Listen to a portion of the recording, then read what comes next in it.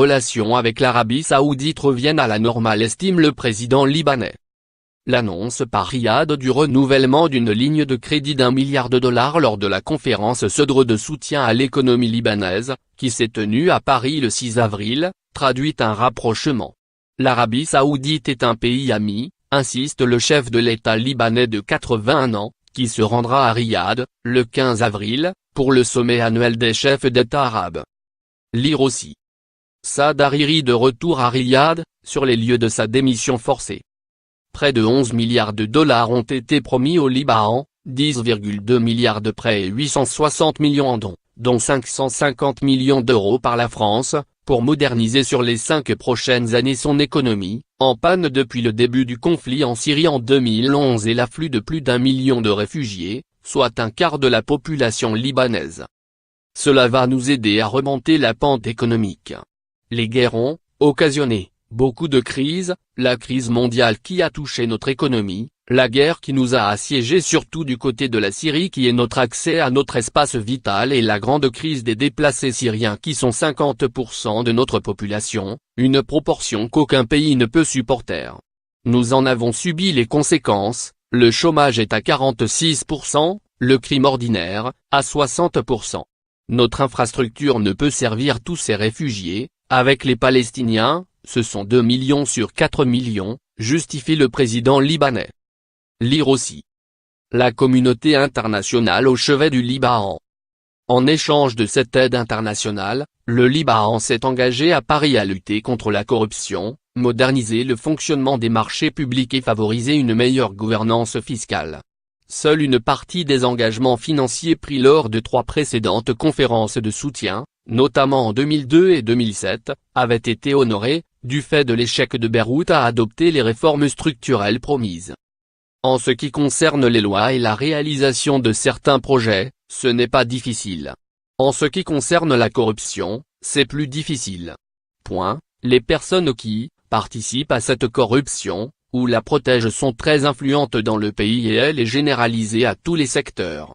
On va travailler avec les gens qui ont une certaine moralité, reconnaît le président Aoun.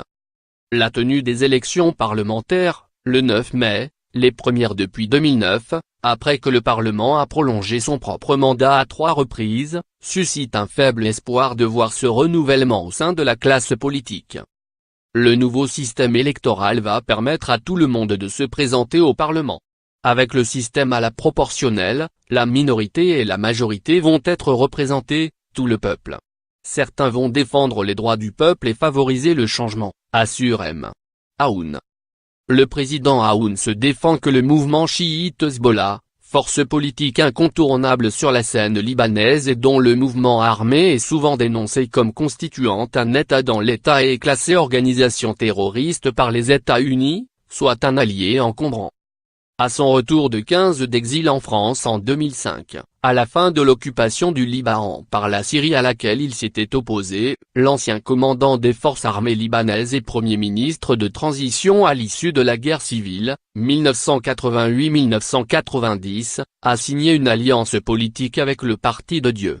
Le Hezbollah a soutenu son élection à la présidence du Liban, le 31 octobre 2016, après 2 ans et demi de vacances de la fonction, dévolue à un chrétien selon la règle de répartition confessionnelle des postes. Défenseur du principe de neutralité du Liban, le président Aoun justifie cependant l'engagement du Hezbollah aux côtés du régime de Bachar al-Assad.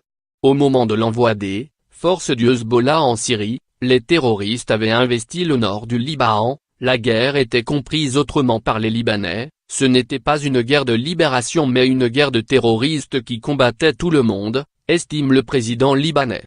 C'est devenu une guerre régionale, avec 84 pays engagés en Syrie. On voulait que tout le monde se désengage de la Syrie.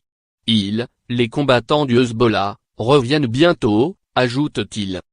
M. Aoun refuse de se prononcer sur le sort qui doit être réservé à Bachar al-Assad.